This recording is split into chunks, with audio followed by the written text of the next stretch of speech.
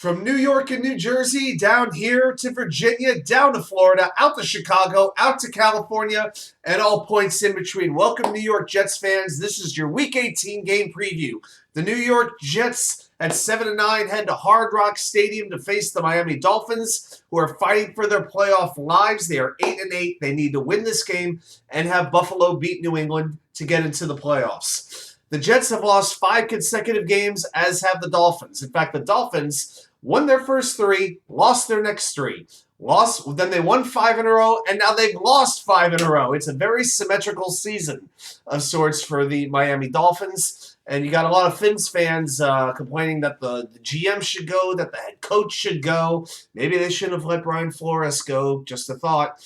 But it's going to be a very interesting game to see who wants this one more on Sunday night. So let's preview this matchup. We're going to talk first about when the New York Jets have the football and are facing the Miami defense. So the Miami defense is ranked 20th in the league, 347 yards allowed per game, 27th in points per game allowed, 24.6. Not so good.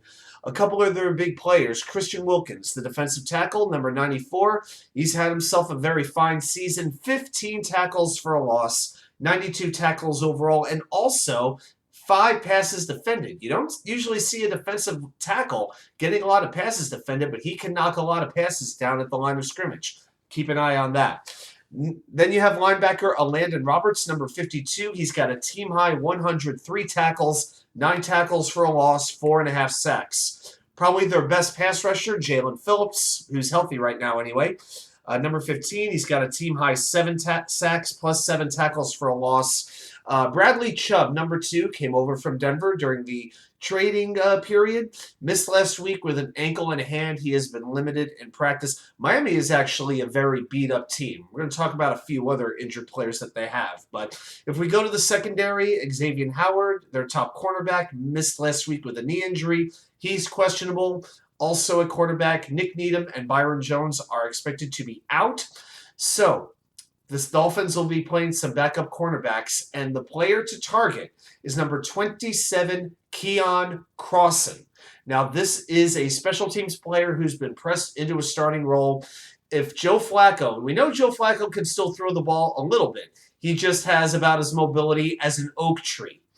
But I would look for whichever receiver Keion Crossen is covering and go after that cornerback. Now, I want to talk for a moment about the Jets' offensive line in particular. Last week, they stunk. They allowed 3 sacks, 19 pressures, and 5 quarterback hits against a bad Seahawks defense. This can't go on, but you know what? I'll tell you what. It has been an absolute revolving door at offensive line. If you look at the 17 games, and I'm including the upcoming game against Miami on Sunday, and the 5 expected starters at the beginning of the season. So at georgefant, Laken Tomlinson, Connor McGovern, Elijah Vera Tucker, and Mekhi Becton. Those were the 5 expected starters when the training camp began. So that's 85 possible starts. Okay, 5 players, 17 games. Of those 85 potential starts, only 40 have come to fruition. Laken Tomlinson, say what you want about him. You can knock him if you want, but he's played the whole season. That's a lot more than I could say about a few other people. Connor McGovern, he's played the whole season. And we've gotten 6 designated starts from out of 48 from the other positions. Just unbelievable. Really, really unbelievable. And this week, you have no duanebrown at left tackle. You have no georgefant at right tackle. You have no nateherbig at right guard. So now we're going to be looking at backups, right? Dan Feeney or Laurent Duvernay-Tardif at right guard. Probably Cedric Ogbuye at left tackle. Mike Remmers at right tackle, who hasn't played a down this season. And to me, that is why joeflacco is playing quarterback. Because whoever is the signal caller for the Jets on Sunday, they are basically a sacrificial lamb. Okay, and they don't want Zach Wilson to get the stuffing beat out of him. So we figured this is joeflacco's last game. Let's put him back there. I really hope Hard Rock Stadium has a gurney ready to go, because that's how I think joeflacco is going to be leaving the stadium on Sunday. And during the current 5-game losing streak, by the way, the Jets are averaging only 12 points per game. I don't expect that to – I don't even know if they're going to hit double digits this Sunday, to be honest with you. All right, let's do what we always do. Let's flip the script. We're going to talk about when the Dolphins have the football against the Jets defense. Fins are 6th in yard per game, 368. They are 10th in the league with 24 points per game, but you can kind of put all of these stats aside because those stats have not happened with Skylarthompson playing quarterback. He is going to be their quarterback this week. He's their third string. The Jets beat him at MetLife Stadium earlier this season. Once Sauce Gardner knocked out Teddy Bridgewater on the first play of the game. And last week, Skylarthompson in relief duty completed 12 of 21 passes, 104 yards, 1 touchdown, 1 interception. Not anything that's going to get you inspired. Teddy Bridgewater, don't think he's going to play with a dislocated pinky. They signed Mike Glennon, the old NC State quarterback, for the game. You still have 2 great wide receivers in Tyreekhill and Jaylenwaddle. I want to give you the numbers on these 2. Hill has 1,687 yards receiving, 117 catches on 165 targets, 7 touchdowns, and of his 117 catches, 25 of them have gone for 20 yards or more. Big plays, all about it. Jaylenwaddle, number 17, 1,312 yards, 70 catches on 112 targets, 8 touchdowns. That's more than Tyreek has. And he's got 21 big plays of 20 yards or more. Limited in this week in practice, though, with a shoulder injury. I do expect him to play, though. Outside of that, you've got Trent Sherfield, who's sort of settled in as the third wide receiver on this team.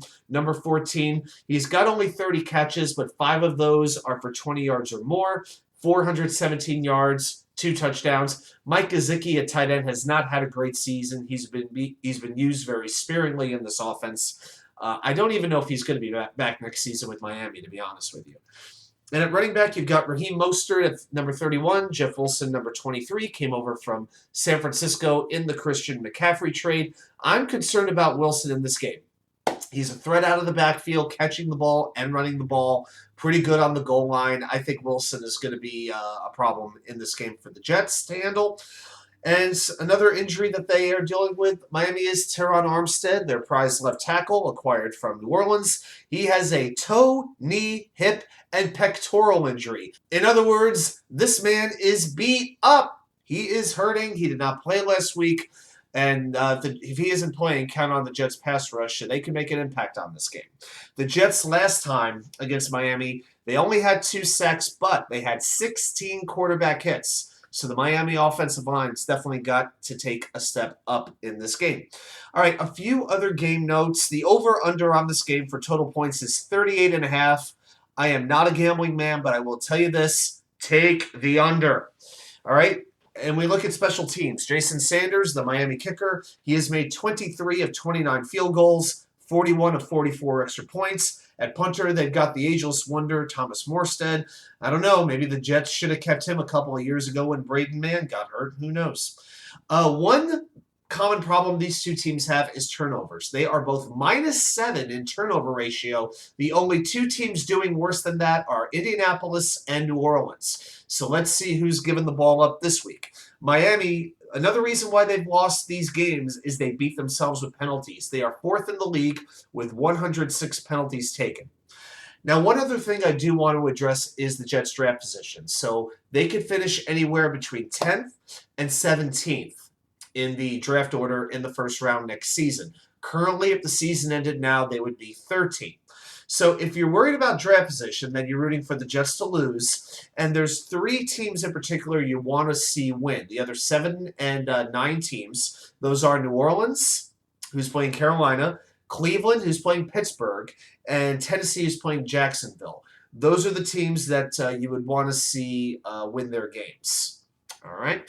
So a couple other club notes for the Virginia Jets fans. We got a 1 p.m. start. We're going to be doing the regular raffle giveaway. So bring some cash. We're going to have one last blowout on regular raffle prizes. If you have anything you would like to donate as a door prize for the group, please bring that with. We'd appreciate it.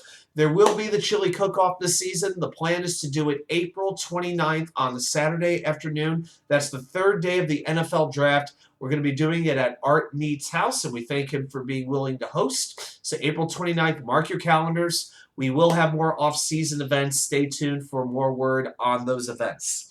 And hey, if you have, I want to send a quick message to y'all. If you have any off-season ideas let us know. Is there something that you want to do in particular that we've never done before?